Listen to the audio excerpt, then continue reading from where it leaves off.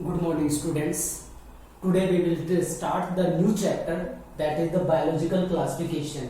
ये नया चैप्टर है जो हमें स्टडी करना है. This chapter is divided into 6 major topics, that is kingdom Monera, kingdom Protista, kingdom Fungi, kingdom Plantae, kingdom Animalia, then viruses, viroids and lichens. ये 6 major topics हैं जिनको हमें डिटेल में स्टडी करना है. इससे पहले हमें इसका इंट्रोडक्टरी पार्ट स्टडी करना है कि जो इंट्रोडक्टरी पार्ट है उसमें हमें कौन कौन से टॉपिक हैं जो काफी इंपॉर्टेंट भी है और स्टडी भी करने हैं. आई होप कि आपने जो फर्स्ट चैप्टर है द लिविंग वर्ल्ड वो अच्छे से स्टडी कर लिया होगा. तो अब जो नेक्स्ट चैप्टर हमारा है बायोलॉजिकल क्लासिफिकेशन. एक्चुअल में जो क्लासिफिकेशन सिस्टम है वो कोई नई कॉन्सेप्ट नहीं है. इवन द अर्लीस्ट पर्सन और you can say the ancient persons और peoples, they were very keen to divided the organisms into various groups. वो भी organisms को काफी ग्रुप में डिवाइड करते थे, but their criteria for the classification was based on their basic needs. वो अपनी बेसिक नीड्स के अकॉर्डिंग organisms को क्लासिफाई करते थे. मीन्स किन organism से फूड मिल सकता है, किन से शेल्टर मिल सकता है, मीन्स रहने की जगह कहाँ पे मिल सकती है या बनाई जा सकती है, और क्लोथिंग बॉडी को कवर करने वाला जो मटेरियल वो कहां से मिल सकता है, उसके अकॉर्डिंग उन्होंने लिविंग ऑर्गेनिजम्स को क्लासिफाई करना स्टार्ट किया था. So earliest humans classified the organisms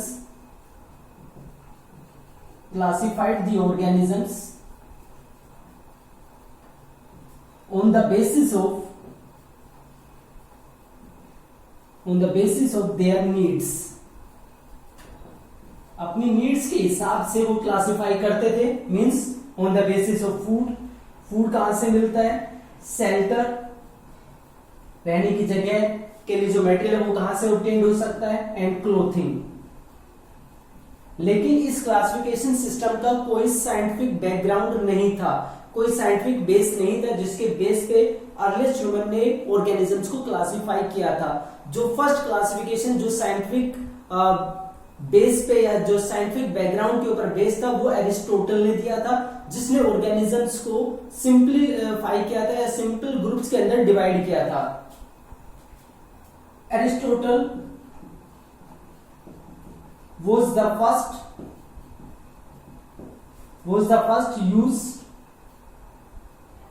use the scientific basis for classification. Scientific basis of classification, जिन्होंने क्लासिफिकेशन के लिए साइंटिफिक बेस का यूज किया था. जो एरिस्टोटल है उन्होंने ऑर्गेनिजम्स को 2 कैटेगरी में डिवाइड किया था on the basis of gross morphology. Means plants को डिवाइड किया था और एनिमल्स को डिवाइड किया था. He divided plants into 3 categories. उन्होंने प्लांट्स को 3 कैटेगरीज में डिवाइड किया था on the basis of gross morphology.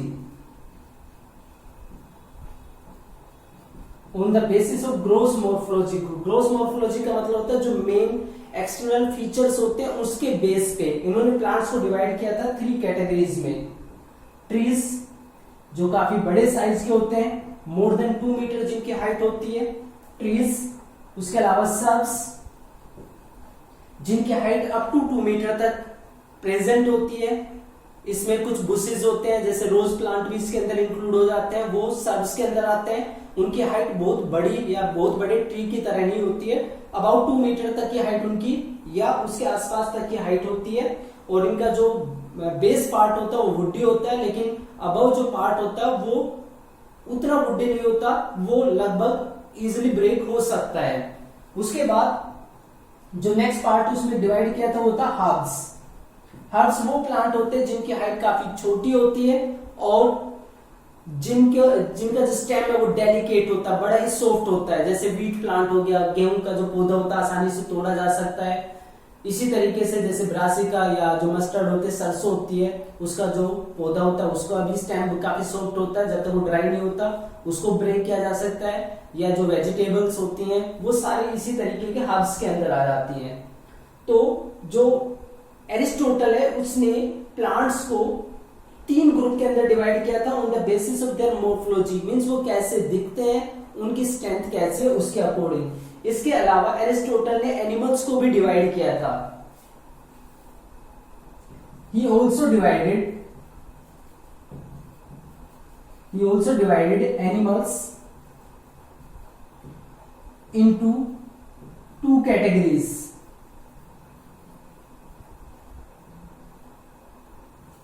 उन्होंने एनिमल्स को भी 2 कैटेगरी में डिवाइड किया था। वो 2 कैटेगरी कौन कौन सी हैं? एनिमल्स हैविंग रेड ब्लड, वो ऑर्गेनिजम्स या वो एनिमल्स जिनके अंदर रेड ब्लड होता है, और दूसरे वो एनिमल्स जिनके अंदर रेड ब्लड नहीं होता है, एनिमल्स विदाउट रेड ब्लड। तो ये सबसे पहला एक अटेम्प्ट था जिसमें साइंटिफिक बैकग्राउंड का यूज किया गया था ऑर्गेनिज्म को क्लासिफाई करने के लिए। तो प्लांट्स को 3 कैटेगरीज में और एनिमल्स को 2 कैटेगरी में डिवाइड किया गया था फर्स्ट टाइम किसी साइंटिफिक बैकग्राउंड पे। उससे पहले जो भी क्लासिफिकेशन था वो सिर्फ इस बेस पे होता था कि किस पर्टिकुलर ऑर्गेनिज्म से कौन सा प्रोडक्ट या मटेरियल हमें ऑब्टेन्ड होता है, रॉ मटेरियल ऑब्टेन्ड होता है जिसका यूटिलाइजेशन किया जा सकता है।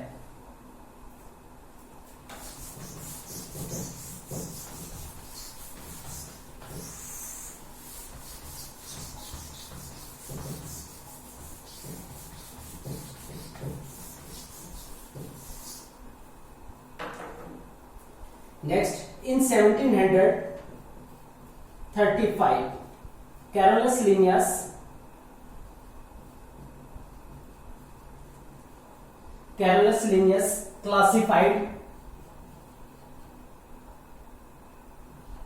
classified living organisms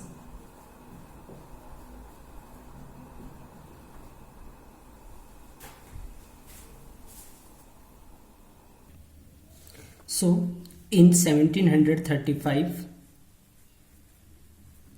Carolus Linnaeus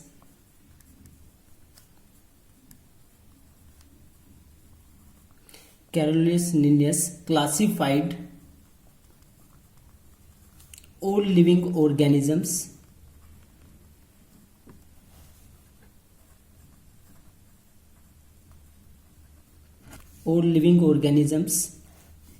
into 2 kingdoms,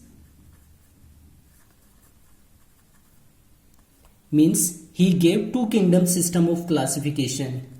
He gave 2 kingdom system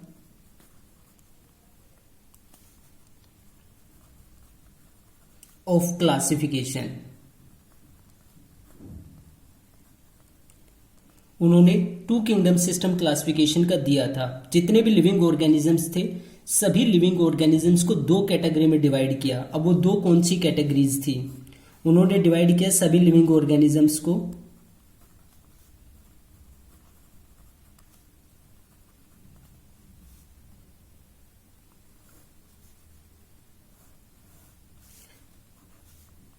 kingdom Plantae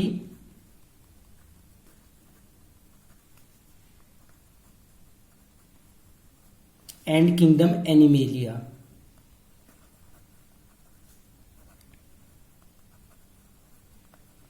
kingdom Plantae और किंगडम एनिमेलिया के अंदर सभी लिविंग ऑर्गेनिज्म को डिवाइड किया गया। अब किंगडम प्लांटी के अंदर उन्होंने जिन ऑर्गेनिजम्स को इंक्लूड किया वो उस टाइम पे कौन कौन से ऑर्गेनिज्म थे। जिन ऑर्गेनिज्म को यहाँ पे इंक्लूड किया गया था उसमें इंक्लूड थे बैक्टीरिया। बैक्टीरिया को पहले प्लांटी किंगडम में रखा गया था। बैक्टीरिया के अलावा फंजाई भी प्लांटी किंगडम में ही रखी गई थी। इसके अलावा एल्गी, ब्रायोफाइटा ये अभी प्लांट किंगडम के अंदर ही आते हैं। टेरिडोफाइटा, इसके अलावा स्पर्मेटोफाइटा ये वो प्लांट होते हैं जिनके अंदर सीड होते हैं। तो तो एल्गी, ब्रायोफाइटा, टेरिडोफाइटा और स्पर्मेटोफाइटा ये तो अभी भी प्लांट किंगडम के अंदर इंक्लूड होते हैं, लेकिन पहले कार्ल लिनियस के टाइम पे बैक्टीरिया और फंजाई को भी किंगडम प्लांटी के अंदर इंक्लूड किया गया था, उनको भी इसी के अंदर रखा गया था। इसी तरीके से अगर एनिमल्स की बात करें तो एनिमल के अंदर कुछ प्रोटिस्टा को रखा गया था, जैसे प्रोटोजोआ जो अब प्रोटिस्टा किंगडम के अंदर इंक्लूड होते हैं, पहले एनिमल्स के अंदर रखे गए थे। इसके अलावा जो बाकी ऑर्गेनिजम्स हैं जैसे नॉन कोर्डेटा में बहुत सारे फाइलम आते हैं, वो सारे फाइला इसके अंदर इंक्लूड किए गए थे, जैसे पोरिफेरा, सिलेंट्रेटा, प्लेटिहेलमिन्थिस, ये सब अब आगे जाके हम स्टडी करेंगे। इसके अलावा कोर्डेटा, ये सब प्लांट जो किंगडम एनिमेलिया था उसके अंदर इंक्लूड किए गए थे। तो कैरोलस लिनियस ने सभी लिविंग ऑर्गेनिजम्स को दो किंगडम में डिवाइड किया था, किंगडम प्लांटी और किंगडम एनिमेलिया के अंदर। अब इस two kingdom system of classification के एडवांटेज क्या थी, क्या बेनिफिट इससे मिला था? This system was easy to understand.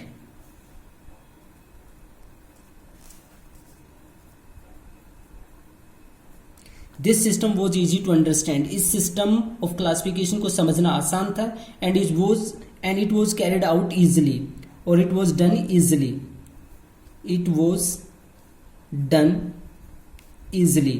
इसको आसानी से किया गया था और इसको आसानी से समझा भी जा सकता है। लेकिन बाद में ये फेल्ट किया गया, महसूस किया गया कि ये सिस्टम ऑफ क्लासिफिकेशन सफिशिएंट नहीं है, बल्कि अब इसमें और ज़्यादा मॉडिफिकेशन की ज़रूरत थी। लेकिन इससे पहले ऐसी क्या डिसएडवांटेज थी जिससे इसको मॉडिफाई किया गया? तो इसकी डिसएडवांटेजेस क्या थी?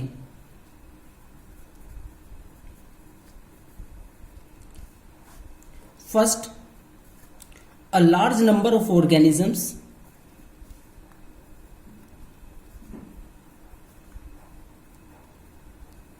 A large number of organisms did not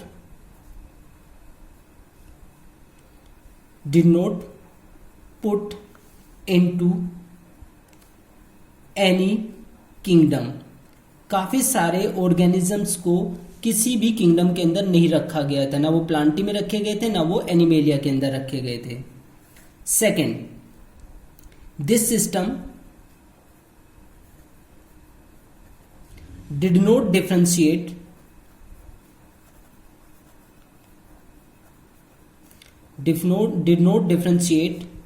between unicellular and multicellular. Unicellular और मल्टीसेलुलर के अंदर डिफ्रेंशिएट नहीं किया गया था। जैसे यहाँ पे जो ये किंगडम था, किंगडम प्लांटी, इसमें बैक्टीरिया यूनिसेलुलर होते हैं, और जो ब्रायोफाइटा, टेरिडोफाइटा ये सब होते हैं मल्टीसेलुलर होते हैं, फंजाई मल्टीसेलुलर होती है। तो यहाँ पे यूनिसेलुलर और मल्टीसेलुलर दोनों को एक साथ रख दिया गया था, तो ये एक इसकी ड्रॉबैक थी। तीसरी ड्रॉबैक क्या थी? It did not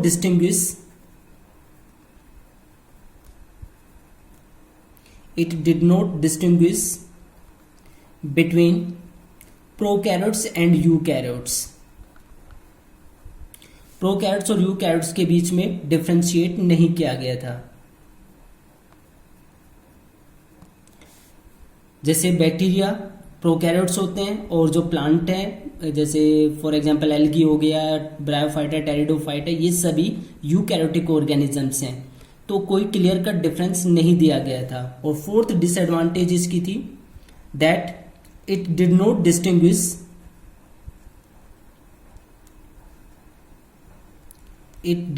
distinguish between fungi, or that is autotrophic and heterotrophic। जो अपना खाना खुद बनाते हैं और जो दूसरों के ऊपर डिपेंड करते हैं, उनके बीच में भी डिफरेंशिएट नहीं किया गया था।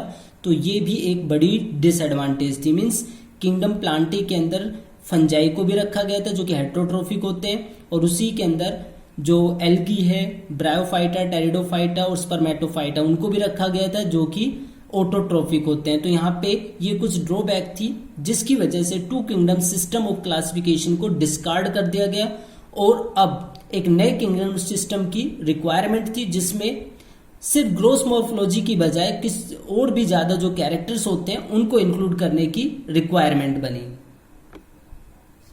Letter a need was felt to including other characteristics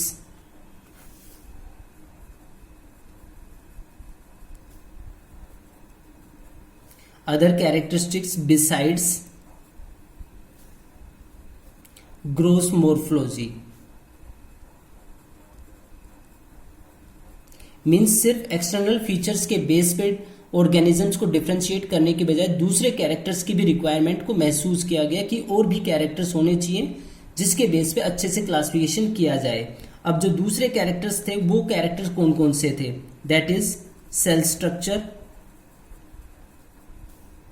cell type, body organisation यानी कि ऑर्गेनिज्म की बॉडी टिश्यू से बनी हुई है या ऑर्गन से बनी हुई है, ऑर्गन सिस्टम से बनी हुई है, बॉडी ऑर्गेनाइजेशन। बॉडी ऑर्गेनाइजेशन के अलावा मोड ऑफ न्यूट्रिशन, कैसे फूड ऑब्टेन किया जाता है, mode of reproduction,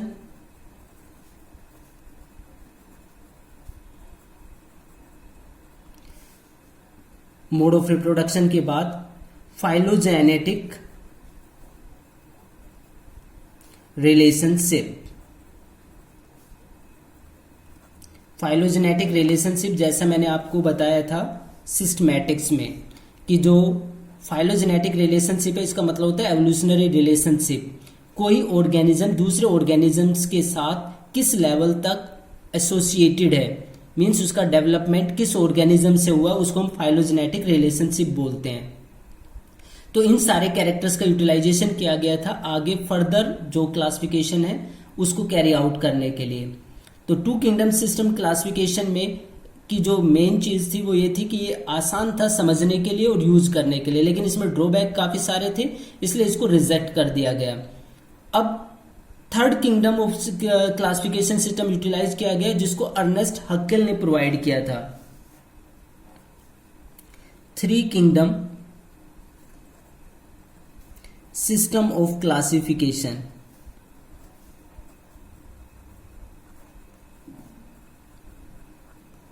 three kingdom system of classification that was given by Ernest Haeckel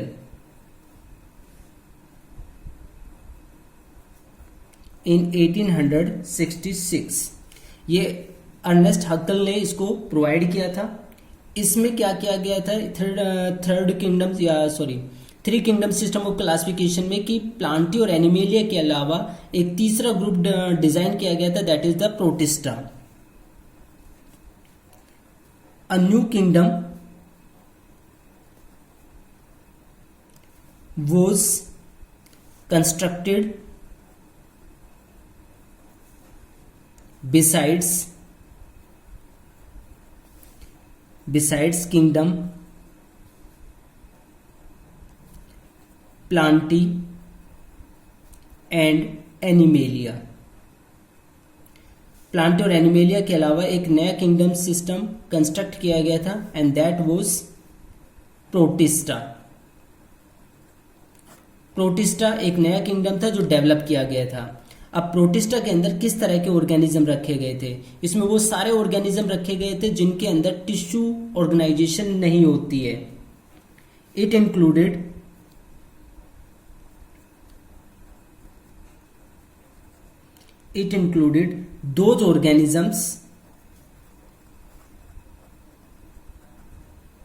those organisms which do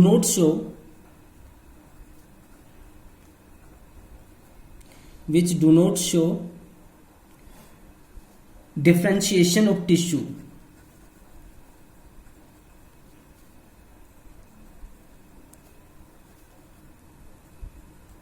जो टिश्यू डिफरेंशिएशन शो नहीं करते हैं। एग्जाम्पल एल्गी, एल्गी के अंदर टिश्यू नहीं होते हैं। फंजाई में टिश्यू लूज अरेंजमेंट होती है। और इसके अलावा प्रोटोजोआ जो यूनिसेलुलर ऑर्गेनिज्म होते हैं। तो ये सब इंक्लूड किए गए थे इस 3 किंगडम सिस्टम के थर्ड किंगडम के अंदर, that is the protista kingdom के अंदर। अब इस प्रोटिस्टा किंगडम की भी कुछ डिसएडवांटेजेस थी। तो क्या डिसएडवांटेजेस थी इस second kingdom system of classification की?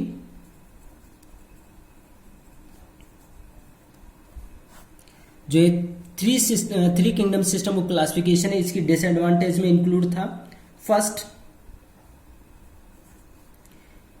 Unicellular and multicellular,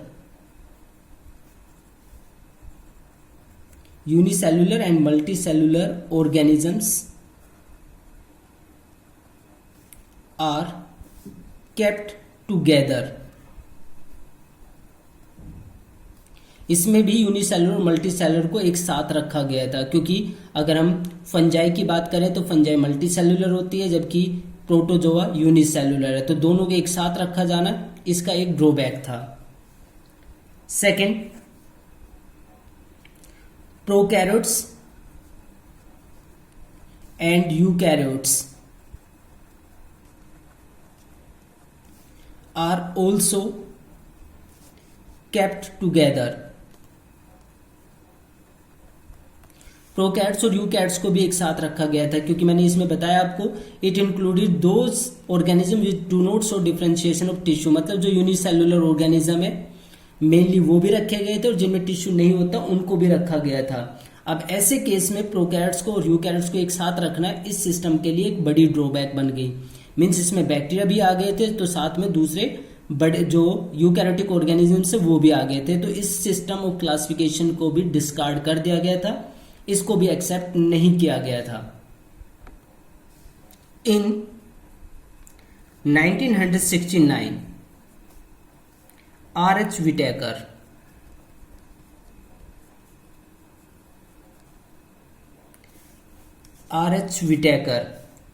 gave a 5 kingdom system of classification।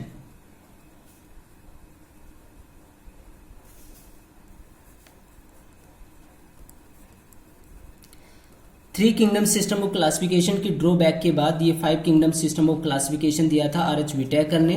इसने सारे लिविंग ऑर्गेनिजम्स को 5 कैटेगरीज में डिवाइड किया था 5 किंगडम के अंदर। Kingdom Monera, protista,